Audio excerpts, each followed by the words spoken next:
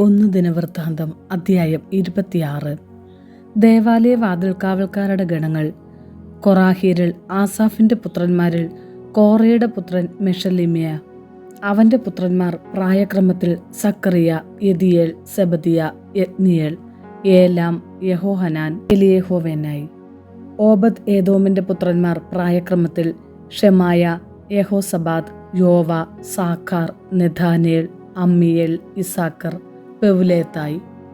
ദൈവം ഓബദ് ഏദോമിനെ അനുഗ്രഹിച്ചു. അവന്റെ പുത്രനായ ഷെമായയുടെ പുത്രന്മാർ കഴിവുറ്റവരായിരുന്നതിനാൽ തങ്ങളുടെ പിതൃകുടുംബങ്ങൾക്ക് നായകന്മാരായിരുന്നു. ഷെമായയുടെ പുത്രന്മാർ ഒത്നി, റഫായേൽ, ഓബദ്, എൽസബാദ്. അവരുടെ ചാർച്ചക്കാരായ എലീഹു, സെമാക്കിയ എന്നിവർ കഴിവുറ്റവരായിരുന്നു. ഇവർ ഓബദ് ഏദോമിന്റെ വംശത്തിൽപ്പെടുന്നു. ഇവരും മക്കളും ചാർച്ചക്കാരും ശുശ്രൂഷയ്ക്ക് അതിനിപുണന്മാരായിരുന്നു. ഓബദ് ഏദോമിൽ നിന്ന് ആകെ 62 പേർ. മെഷലേമിയായുടെ പുത്രന്മാരും ചാർച്ചക്കാരും പ്രഗത്ഭന്മാരായ 18 പേർ. മെറാറി കുടുംബത്തിലെ ഹോസായുടെ പുത്രന്മാരിൽ പ്രമുഖനായ ഷിമ്രി ആദ്യജാതനല്ലെങ്കിലും ഇവനെ ഹോസ തലവനാക്കി. രണ്ടാമൻ ഹിൽക്കിയ, മൂന്നാമൻ തെബാലിയ, നാലാമൻ സക്രിയ. ഹോസായുടെ പുത്രന്മാരും ചാർച്ചക്കാരുമായി ആകെ 13 പേർ. ദ്വാരപാലകന്മാരെ ഗണം തിരിച്ചതും കുടുംബത്തലവന്മാർക്കനുസൃതമായാണ്. കർത്താവിൻ്റെ ആലയത്തിൽ ശുശ്രൂഷ ചെയ്തിരുന്ന ഇവരുടെ ചാർച്ചക്കാരെ പോലെ ഇവർക്കും കർത്തവ്യങ്ങളുണ്ടായിരുന്നു. പിതൃകുടുംബക്രമം അനുസരിച്ച് വലിപ്പച്ചെറുപ്പ ഭേദമന്യേ അവർ നറുക്കിട്ട് ഓരോ വാതിലിനും ആളെ നിശ്ചയിച്ചു. കിഴക്കേ വാതിലിൻ്റെ നറുക്ക് ഷെലമിയായ്ക്ക് വീണു.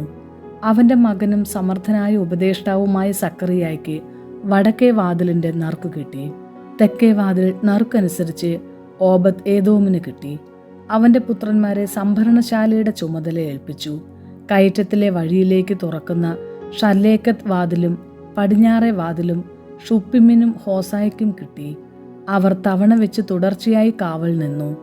ദിനം പ്രതി കിഴക്ക് 6 പേർ, വടക്ക് 4 പേർ, തെക്ക് 4 പേർ, സംഭരണശാലകളിൽ 2 പേർ, പർബാറിൽ 2 പേർ, അതിനു പടിഞ്ഞാറുള്ള വഴിയിൽ 4 പേർ.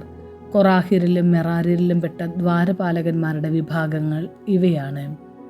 ലേവ്യരിൽ അഹിയ ദേവാലയ ഭണ്ഡാരത്തിന്റെയും കാണിക്കുകളുടെയും മേൽനോട്ടക്കാരനായിരുന്നു. ഗർഷോന്യനായ ലാദാന്റെ സന്തതികളിൽ ഒരുവനാണ് യഹിയേൽ. അവന്റെ പുത്രന്മാരായ സേഥാമും സഹോദരൻ ജോയേലും കർത്താവിന്റെ ആലയത്തിലെ ഭണ്ഡാരത്തിന്റെ സൂക്ഷിപ്പുകാരായിരുന്നു. അവരോടൊപ്പം അമ്രാമ്യരും ഇസ്ഹാര്യരും ഹെബ്രോണിരും ഉസിയേലിരും ഉണ്ടായിരുന്നു. മോശയുടെ മകനായ ഗർഷോമിന്റെ പുത്രൻ ഷെബുവേൽ ഭണ്ഡാര സൂക്ഷിപ്പുകാരുടെ തലവനായിരുന്നു. എലിയേസർ വഴിക്കുള്ള അവന്റെ ചാർച്ചക്കാർ റഹാബിയ, അവന്റെ മകൻ യഷായ, അവന്റെ മകൻ യോറ, അവന്റെ മകൻ സിക്രി, അവന്റെ മകൻ ഷെലോമോത്ത്. ദാവീദ് രാജാവും കുടുംബത്തലവന്മാരും സഹസ്രാധിപന്മാരും ശതാധിപന്മാരും സംഘത്തലവന്മാരും അർപ്പിക്കുന്ന കാഴ്ചവസ്തുക്കളുടെ മേൽനോട്ടക്കാർ ഷെലോമോത്തും ചാർച്ചക്കാരുമായിരുന്നു. യുദ്ധത്തിൽ കൊള്ളയടിച്ച വസ്തുക്കളിൽ നിന്ന് ഒരു ഭാഗം അവർ കർത്താവിന്റെ ആലയം സംരക്ഷിക്കാൻ നൽകിപ്പോന്നു. ദീർഘദർശിയായ സാമുവേൽ, കിഷിന്റെ മകൻ സാവൂൾ, നേറിന്റെ മകൻ അബ്നേർ, സെരൂയായുടെ മകൻ യോവാബ് എന്നിവർ സമർപ്പിച്ച എല്ലാ വസ്തുക്കളുടെയും മേൽനോട്ടം ഷെലോമോത്തിനും ചാർച്ചക്കാർക്കുമായിരുന്നു. ഇസ്ഹാര്യരിൽ നിന്ന് കെനാനിയായും പുത്രന്മാരും ഇസ്രായേലിലെ രാജ്യസേവകന്മാരും ന്യായാധിപന്മാരുമായി നിയമിക്കപ്പെട്ടു. ഹെബ്രോണിയരിൽ നിന്ന് ഹഷാബിയായും ചാർച്ചക്കാരും ജോർദാന്റെ പടിഞ്ഞാറേ തീരം വരെ ഇസ്രായേലിന്റെ മേലധികാരികളായി നിയമിക്കപ്പെട്ടു. കർത്താവിന്റെ ശുശ്രൂഷയ്ക്കും രാജ്യസേവനത്തിനുമായി നിയമിക്കപ്പെട്ട പ്രഗത്ഭന്മാരായ അവർ 1700 പേരുണ്ടായിരുന്നു. ഹെബ്രോണിയരുടെ തലവൻ ഏത് വംശാവലി വഴിക്കും ജെറിയ ആയിരുന്നു. ദാവീദ് രാജാവിന്റെ 40-ാം ഭരണവർഷം ഇവരുടെ ഇടയിൽ നടത്തിയ അന്വേഷണത്തിൽ ഗിലെയാദിലെ യാസറിൽ അതിപ്രഗത്ഭന്മാർ ഉണ്ടെന്ന് കണ്ടെത്തി. ജെറിയായും ചാർച്ചക്കാരുമായി 2700 പ്രഗത്ഭന്മാർ ഉണ്ടായിരുന്നു.